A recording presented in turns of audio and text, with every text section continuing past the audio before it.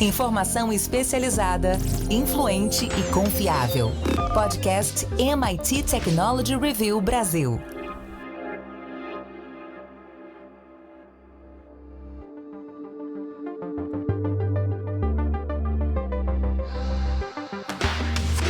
Olá, sou André Miceli e esse é mais um podcast da MIT Technology Review Brasil. Hoje eu e Rafael Coimbra vamos falar sobre a nossa edição mais recente. A gente acabou de lançar a edição Energia e lá trouxemos caminhos, rotas e alternativas para uma sociedade mais sustentável que vai nascer a partir de toda essa revolução.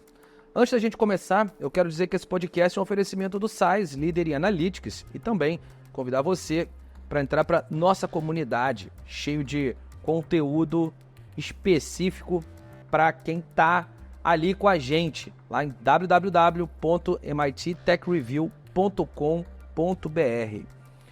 Rafa Coimbra, vamos começar da forma que a gente começa os podcasts que lançam as edições. Faz um resumão para mim do que é a edição Energia.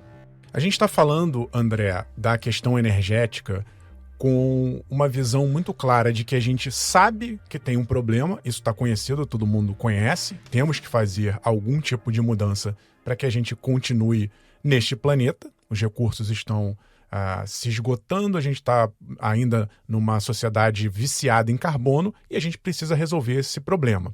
A gente sabe, André, também quem são os atores, de uma maneira geral, que tem que participar. Na verdade, todo mundo. Você tem governos, você tem a sociedade, você tem, para pegar aqui o exemplo que a gente coloca na revista de atores, os eixos do MIT RIP, do Programa de Aceleração Regional do MIT. Então a gente está falando de governo, academia, startups, grandes empresas, o dinheiro. Como é que essas pontas todas conseguem se coordenar para resolver esse problema?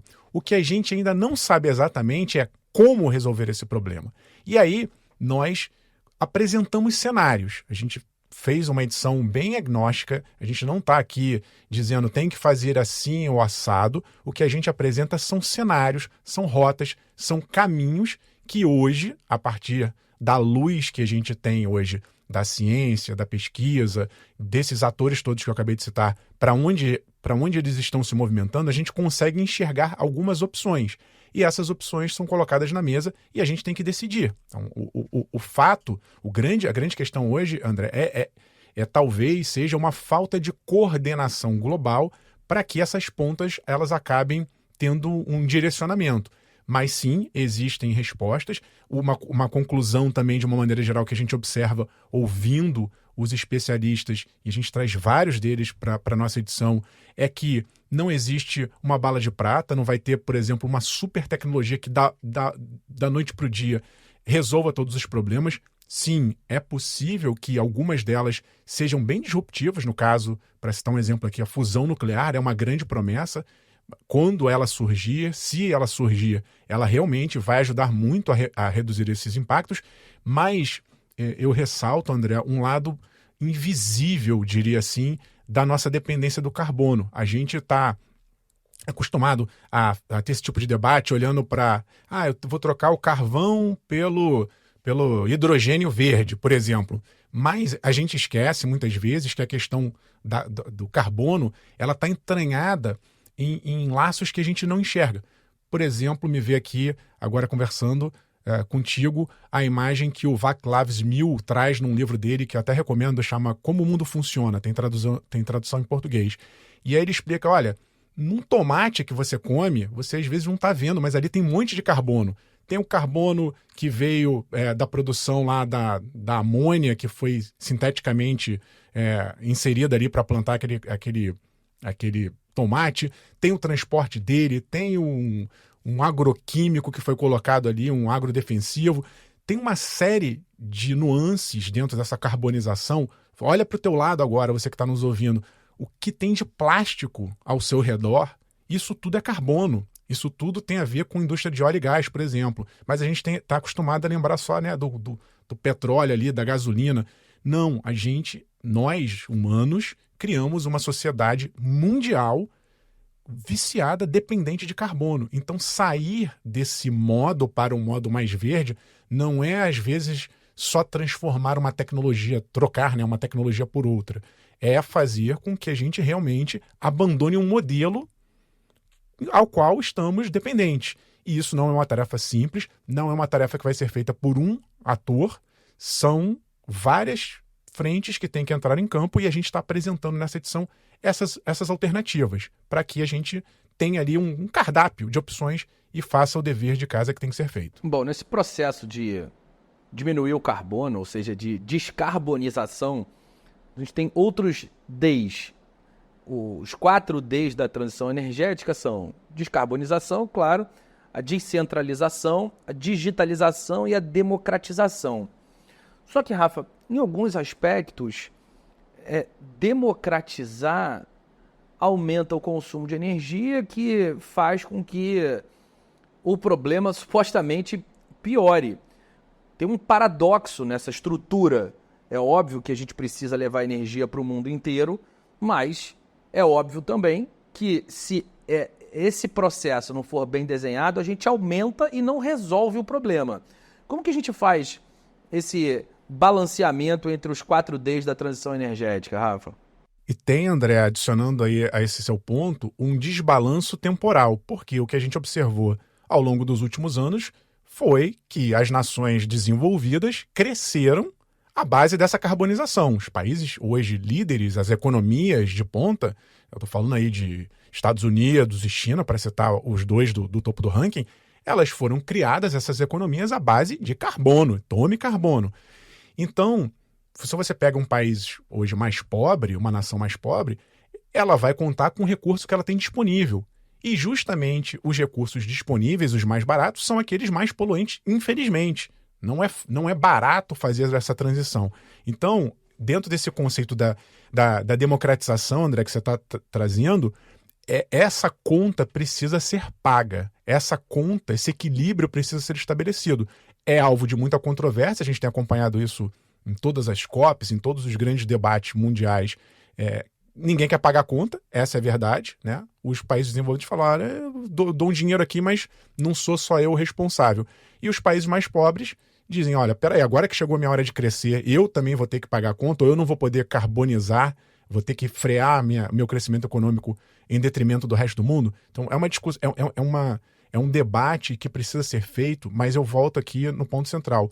Tem que se falar em dinheiro, né? Tem que se colocar o preço dessa transição e tem que ver quem vai pagar mais ou menos por essa conta. Não dá para a gente achar que isso vai ser feito de graça, só com base na boa vontade de governos e da sociedade. Não vai. Se não doer no bolso de alguém, ou se a gente não apresentar essa conta para alguns atores, isso não acontece. E óbvio, aí pode se discutir, né? Muita gente acha que sim, que as responsabilidades têm que ser assumidas por todos, mas em que grau é que está a discussão?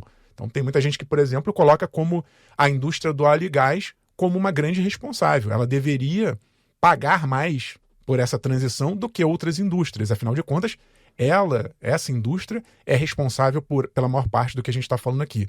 E aí só um ponto interessante, André, que quando eu estou falando isso pode ficar uma impressão de demonização, por exemplo, do setor de óleo e gás, que está fazendo parte da transição. Mas é importante notar que as grandes empresas de óleo e gás hoje, elas têm essa consciência e mais, elas têm esse dinheiro que eu estou falando. E às vezes eu vejo que tem uma reação, por exemplo, de startups que às vezes não querem nem se colocar nesse mercado porque não querem se juntar a uma indústria poluente, né? Não, eu não vou fazer parte desse troço, eu vou ficar fora inventando aqui uma solução inovadora que vai resolver o problema do mundo, mas não quero contar com dinheiro, por exemplo, de uma indústria de óleo e gás. Eu já penso diferente. Eu acho que é o momento de apresentar a conta, né? Se você acha que essa indústria tem que pagar a conta, o que tem de programa de inovação hoje fomentado por grandes empresas de óleo e gás é muita coisa que está em jogo.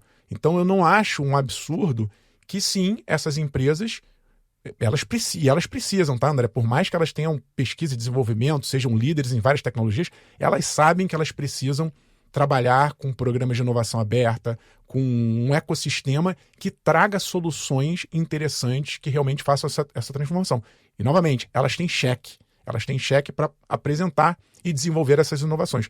Então, a dica aqui é assim, abram o olho quem está pensando em inovar nessa área energética, porque dinheiro às vezes vai vir de uma coisa considerada poluente, mas que vai ter que ter. Alguém tem que pagar essa conta e muitas vezes vai ser uma empresa de óleo e gás. Rafa, tem um outro ponto que você trouxe nessa edição que fala sobre Green AI.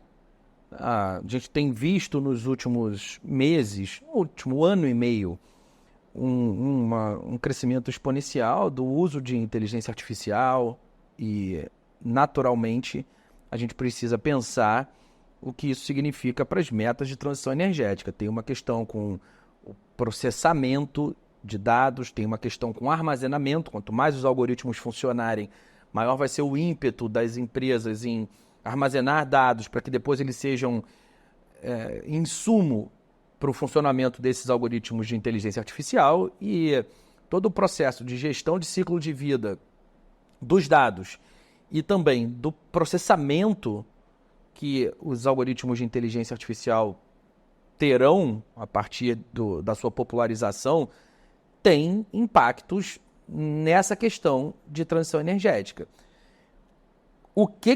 Qual foi a sua reflexão sobre esse assunto no artigo, no ensaio que você fez para a nova edição? André, dá para a gente dizer que haverá um crescimento de gasto energético por conta do aumento do uso da inteligência artificial. E aí estou falando aqui de uma maneira geral, a gente tem inteligências artificiais, mas se a gente pegar, no caso da inteligência artificial generativa, essa do ChatGPT, ela por si só já é uma grande consumidora de energia.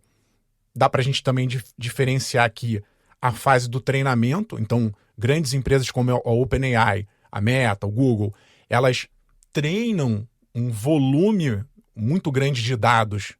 Elas colocam esses dados em supercomputadores que, ligados ali, vários processadores em rede, eles fazem cálculos probabilísticos. Então, nesse momento do treinamento, tem um gasto muito alto de energia.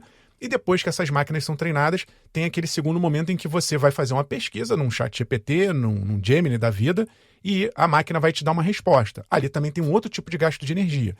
Só que, quando a gente vai calcular, não dá para ter uma leitura muito clara, porque, como você bem ressaltou, são diversos usos da inteligência artificial. Então, se eu fizer uma pesquisa simples, fizer uma pergunta boba para um ChatGPT, a resposta vai ser mais simples e gastar menos energia.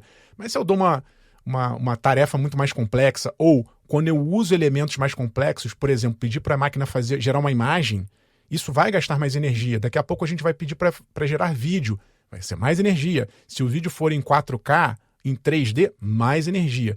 Cada vez que a gente esteja evoluindo dentro dessa IA multimodal, os gastos aumentarão. Então, vai ter uma relação entre o tipo de pesquisa que está sendo feito, mas também se a gente vai usar mais ou menos. Só para a gente comparar, se você fizer hoje uma pesquisa num ChatGPT ou num Gemini da vida, você vai gerar mais gasto energético do que o bom e velho Google. O bom e velho Google já está lá mais ou menos mapeado, a máquina já tem lá os sites, ela aponta um site e dá um resultado rápido e sem grandes consumos de energia. Mas no caso das IAs generativas, é mais complexo. Então, se a gente mudar o nosso comportamento social e a maior parte das pessoas deixar de fazer uma pesquisa simples num Google ou num Bing e partir para essas IAs generativas, nós aumentaremos, só pela mudança de comportamento, o gasto energético. Fato é que essas IAs também, André, elas começam a ficar embarcadas em outros processadores. Por exemplo, eu estava ouvindo esses dias as palestras, as apresentações do MIT MTech AI, que aconteceu lá em Londres, aliás. Se você é assinante, espera aí que a gente está preparando um material bem legal, em que eu acompanhei 2 dias de discussões apenas sobre inteligência artificial. E aí tinha uma pessoa, se não me engano, da Meta, falando que o futuro vai ser também de IAs embarcadas dentro dos smartphones sem contato com esses data centers, com a nuvem, porque a gente vai precisar de privacidade de dados. Então, se eu quiser conversar, por exemplo, com o meu médico, a IA do meu médico, e quiser ali trocar uma ideia com ele sobre, sei lá, um exame de sangue que eu fiz, essa informação ela fica mais protegida se ela estiver só no meu smartphone. Então, você imagina uma IA multimodal, generativa, embarcada só no meu telefone. Ela não pode sair dali, não pode ter conexão com a nuvem ou com os servidores dessas IAs grandonas, porque eu quero proteger, são dados sensíveis, eu não quero que ninguém saiba o que está acontecendo ali na minha conversa. Ora, eu vou aumentar o gasto energético do meu smartphone, vai ter que ter mais processador, mais bateria, mais tudo. Então, a gente está vendo uma evolução e a gente não para pensar nisso. Mas só para voltar um pouco no tempo, André, até mesmo um gasto bobo, se você tira uma foto no Instagram e cada vez que você vê essa foto, a gente não percebe porque é muito rápido, né? Tá ali via 5G com o celular na mão, mas essa foto ela está armazenada em algum lugar que tem que ficar ligado 24 horas por dia, geralmente com mais de uma cópia, porque tem que ter um backup ali de segurança, e quando você pede aquela imagem para vir, isso tem que ser trafegado via Wi-Fi, 5G, seja lá o que for, para que apareça na tela do seu celular ou computador, que por sua vez está consumindo energia. Então, cada detalhe da nossa vida que está se transformando e ficando mais digital, ela consumirá energia, e no caso da IA, é mais uma camada de energia que está se constituindo. Então a gente tem que pensar, só para fechar, André, a gente vai ter aumento de energia por conta da IA. A questão é, que energia a gente vai usar para suportar essa IA? E aí a gente cai na grande discussão de todo mundo. Você vai usar um data center que está sendo alimentado por carvão, por gás, por óleo diesel, ou você vai usar um data center que está sendo alimentado por energia eólica ou solar? É essa discussão que a gente tem que ter, e às vezes a gente nem sabe. Eu pergunto para você que está nos ouvindo, você sabe onde está armazenado o teu dado, todas as suas informações na nuvem? Talvez seja um servidor que esteja sendo alimentado por uma energia extremamente poluente. Bom, Rafa, a gente tem histórias sendo contadas sobre políticas de armazenamento de energia no contexto da transição energética, a conexão entre as mudanças climáticas e a desigualdade no acesso à internet, que isso significa para a nossa sociedade, as perspectivas em avanços de diversos tipos de geração e distribuição de energia, uma reflexão sobre o desafio de montar uma estratégia nacional de descarbonização, a importância do Estado nesse processo. Enfim, um monte de conteúdo para quem está diretamente relacionado ao assunto, mas para quem também não está diretamente, só que vai precisar responder por isso. Os CIOs, por exemplo, vão precisar, dentro das suas organizações, pensar em tudo isso que você acabou de falar, para que essas empresas, independentemente do segmento em que atuam, para que elas possam cumprir metas de redução de emissão de carbono, por exemplo, para que elas estejam alinhadas aos indicadores de desempenho de ESG que a sua organização tem, e às vezes em compromisso com investidores. A gente sabe que o crédito é mais barato para aquelas empresas que já estão adequadas a esse processo. Como você acha que a edição energia é útil para quem não é do segmento de energia, Rafa? Totalmente, André, porque a gente tomou esse cuidado, tem artigos ali que são mais densos, por exemplo, quando a gente fala de baterias, né? A gente pensa, eu estava acabando de falar que a gente está digitalizando o mundo. E, obviamente, nós, humanos, gostamos de ter liberdade. Liberdade significa que você não quer ficar plugado na rede elétrica, você quer ter autonomia com o teu carro, com o teu smartphone elétricos, e isso vai exigir baterias.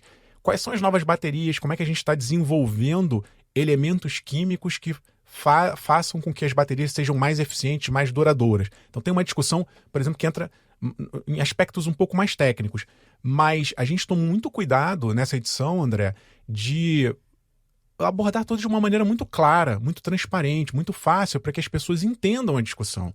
Isso é muito importante. Às vezes a gente, eu estou falando aqui enquanto cidadão, né? A gente tende a delegar esses grandes debates para cientistas ou para governos, como eu falei nessas grandes conferências climáticas. Mas não, ela parte do princípio que a gente vai fazer parte dela, todos nós, cada um de nós gasta muita energia de várias formas o dia inteiro. E a gente tem que entender como essa esse grande organismo chamado Terra se movimenta em torno dessas energias. E decidir, seja individualmente, com mudanças de comportamento, seja para que a gente cobre, aí sim, de autoridades, de empresas, de outros atores que têm poder de decisão, a gente precisa entender como a gente faz isso. E acontece. A gente tem, né, no MIT um índice de verde que mostra exatamente o papel de cada um e compara as nações, dando notas para que as pessoas enxerguem isso. E eu acho, então, que essa edição ela traz esses elementos de discussão. Novamente, não estamos aqui dizendo que a gente deva seguir pelo cenário A ou B, pela rota A ou B. Não somos do time catastrófico que achamos que o mundo vai acabar. A gente acha, sim, que tem solução, mas essa solução depende de decisões. Não dá para ficar esperando as coisas caírem do céu, porque isso não vai acontecer. Momento Data Insights, apresentado por InterSystems. Esse é o Momento Data Insights, oferecido pela InterSystems, e eu estou com o Aspen Anderson, que é vice-presidente de Gente e Tecnologia da Vibra Energia. Aspen, quais são os principais desafios enfrentados pelas empresas que fazem parte do setor de energia em termos de cadeia de suprimentos e como a Vibra lida com isso tudo? Bom, André, primeiro agradecer aí o convite para participar desse momento, né, com vocês. É sempre bom quando a gente compartilha e a gente aprende bastante também com vocês. Mas começando pelo óleo e gás, né, você trouxe já uma boa visão aí dos desafios que a gente tem enfrentado, né? Então, esse mercado ele era muito mais concentrado e a gente vê de um tempo para cá, né, com a abertura que aconteceu, novos players no refino, por exemplo, né? Então, há uma maior quantidade, né, no nível de importação de derivados de petróleo, clientes que já começam uma jornada de descarbonização, uma mudança na demanda global de etanol por conta das discussões, né, da mudança climática e relacionadas à paridade de preço entre a gasolina, o etanol, a formulação, né, e a importação, como eu já comentei, de produtos de novas regiões, né, do mundo. Além disso, a gente tem uma mudança na dinâmica, né, da aquisição de biodiesel para adicionar o diesel. A gente está acompanhando as mudanças, né, do aumento de percentual de biodiesel no diesel, aquisição de CBIOs pelas distribuidoras de combustíveis fósseis, né, que tem uma meta estabelecida pela ANP, calculada pela ANP, com base no volume que é comercializado a cada ano. A gente tem, né, o movimento das guerras que estão acontecendo globalmente, a entrada do diesel russo no Brasil, e tudo isso exigiu uma adaptação muito rápida do nosso segmento. E quando a gente amplia essa visão da energia, já comentei do óleo e gás, a gente está falando agora de uma atuação que também envolve outras formas de energia elétrica, por exemplo, a gente começa a ver uma configuração de uma nova arena competitiva, né? A gente está também no meio da discussão, daqui a pouco vai chegar, né, a regulamentação da abertura completa do mercado livre. A gente já teve esse ano a entrada de novos clientes, né, que podem comprar energia, escolher a fonte da energia. A Vibra fez movimentos, né, recentemente também de aquisição de 50% da Comerc, só para dar um exemplo, para começar também a ampliar esse portfólio de fornecimentos de energia. Então, muito desse desafio a Vibra tem buscado enfrentar com a dita ambidestria, né? Então, a gente tem o nosso negócio core, que continua muito forte, muito presente. A gente busca esse ganho de eficiência, mas, ao mesmo tempo, esses movimentos de M&A, né, um movimento muito grande de inovação, porque a gente acredita muito nessa construção coletiva, nesse olhar de ecossistema e de rede, né? Então, cada vez mais a gente busca fortalecer essa atuação. E também, né, já há algum tempo, nós aprovamos o nosso braço de investimento startup, né, o Vibra Ventures, o fundo de CVC também, para conseguir identificar e capturar boas oportunidades em empresas nascentes que trazem uma proposta e têm uma velocidade que nos ajuda, né, no processo, inclusive, da mudança cultural. Então, quando a gente pensa esse mar aberto, está aí disponível, né, no mercado, pensando no mercado de B2B, né, a experiência do cliente também, que cada vez mais tem demandado a gente mudar a forma da gente atuar. A gente tem alguns movimentos e citaria aqui talvez o caso da Deep ESG, que é uma empresa que a gente adquiriu participação via nosso fundo, em que ela ajuda os clientes nesse processo de descarbonização. Momento Data Insights, apresentado por InterSystems. Bom, é isso. Muita coisa legal. Os nossos assinantes já têm acesso. Daqui a pouco a galera vai poder comprar nas bancas, comprar individualmente, enfim. quem está interessado no tema tem como conseguir acessar o conteúdo da edição Energia, que ficou muito legal, Rafa. Eu acho que esse é um trabalho muito importante que a MIT Technology Review tem trazido, inclusive com o Energy Center, com os conteúdos abertos sobre energia que ficam disponíveis no nosso site, e a gente vai continuar fazendo essa onda crescer. Agora, Rafa, vamos virar a chave. Eu vou começar dizendo aqui no que eu vou ficar de olho e depois passo para você. E a minha dica é para ficar de olho no Energy Summit. Falei do Energy Center, a nossa área de conteúdo da MIT Technology Review no site, que está alinhada com a nossa edição Energia. E para terminar essa história toda esse ano, né, para criar um marco dessa discussão, a gente vai fazer o maior evento do MIT no mundo, fora dos Estados Unidos, nos dias 17, 18 e 19 de junho. Dia 17, o MTech Energy. Rafa falou do MTech AI que aconteceu em Londres. A gente vai fazer pela primeira vez um MTech específico para energia. A Conferência de Tecnologias Emergentes da MIT Technology Review Global acontece em diversas regiões do mundo. Já tivemos no próprio MIT esse ano, já tivemos em Atenas. Agora, essa que aconteceu semana passada em Londres. Vamos ter Hong Kong e vamos ter Rio de Janeiro, mas no nosso caso, Rio de Janeiro específico sobre energia e essa visão do CIO, do C-Level de tecnologia, como o C-Level de todos os segmentos vai precisar lidar com as questões de transição energética. Nos outros dias, a gente se aprofunda nas discussões de transição energética de duas grandes maneiras. Uma maneira através dos 5 stakeholders do Programa de Aceleração de Regiões Empreendedoras do MIT. Então, vamos falar sobre governo, academia, grandes empresas, startups e investidores, como esses 5 grupos vão lidar com o processo de transição energética e, em paralelo, discussões sobre as diferentes formas de gerar e distribuir energia. Se você entrar no nosso site, você tem mais informações sobre o evento nas nossas redes sociais e pode ir lá direto energysummit.global. Vão ser 3 dias com muita coisa, aulas com professores do MIT, certificações para essas aulas, muita gente naturalmente do MIT relacionada com esse ecossistema vem falar, mas vem gente do mundo inteiro discutir esse tema no Rio de Janeiro, de novo, de 17 a 19 de junho. Agora é sua vez, Rafa, no que você vai ficar de olho essa semana, meu amigo? André, tô de olho nas Big Techs que elas anunciaram seus resultados agora trimestrais. E tem um detalhe interessante, porque a maioria delas, estou falando de Alphabet, que é a controladora do Google, Microsoft, Amazon, todas elas foram muito bem. Mas teve uma empresa ali que destoou, que foi a Apple. A Apple foi a única dessas grandonas que apresentou ali uma queda na receita, muito em função das perdas de smartphones, né? Tem essa briga Estados Unidos-China, a gente vem falando muito sobre isso nos nossos podcasts, essa briga geopolítica digital, e por conta de proibições da China, a venda de iPhones, que é o carro-chefe da Apple, lá caiu.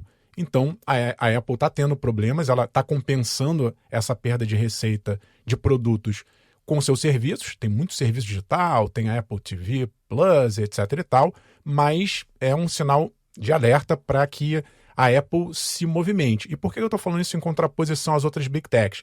Porque essas que eu acabei de citar são muito fortes em, por exemplo, nuvem. Estou falando da Microsoft, Google e Amazon, elas têm boas receitas alugando seus servidores, alugando seu espaço em nuvem. A Apple tem uma nuvenzinha lá, mas não chega perto dessas 3 grandes. Uma outra fonte de receita importante, sobretudo para a Alphabet e para a Amazon, e foi um destaque da Amazon, é o crescimento das receitas por anúncios digitais. O Google, a gente sabe, né, depende disso, YouTube, Google, mas a Amazon tem feito um trabalho muito forte de vender publicidade digital dentro do seu ecossistema. Outra coisa que a Apple também não tem. E para fechar, de informações interessantes é que essas outras empresas, aí o destaque vai mais para a Microsoft e para o Google, estão investindo muito pesadamente em inteligência artificial. Novamente, Apple não está muito bem, ainda não disse o que veio no campo da inteligência artificial. Então, se a Apple não surfar numa dessas ondas que eu estou citando aqui, anúncios, nuvem e IA, vai ficar complicado, né? Por enquanto ainda é uma super empresa, está saudável, vende bem, etc e tal, mas ela parece que está indo numa direção um pouquinho diferente dessas outras Big Techs. E aí pode ser que a coisa complique. Eu estou falando isso porque nessa terça-feira, dia 7, a gente está gravando o podcast antes do anúncio, a Apple marcou um evento, provavelmente vai só anunciar novidades, melhorias nos seus iPads, e a gente vai ficar novamente, estou aqui chutando, porque novamente estamos gravando antes do evento, a gente vai ficar ainda a ver navios aí em relação a IA e outras novidades. Vamos ver o que a empresa vai fazer para reagir a essas informações. É isso. Tá chegando a hora de ir, mas antes disso acontecer, quero lembrar que esse podcast é um oferecimento do SAIS. Rafa Coimbra, um grande abraço. Abraço, André, e a todos que nos ouvem. Até a semana que vem. É isso. Semana que vem a gente se encontra por aqui. Tem mais podcast da MIT Technology Review Brasil pra gente falar sobre tecnologia, negócios e sociedade. Um grande abraço para você que nos ouve. Tchau, tchau. Você ouviu o podcast MIT Technology Review Brasil, apresentado por Tech Institute.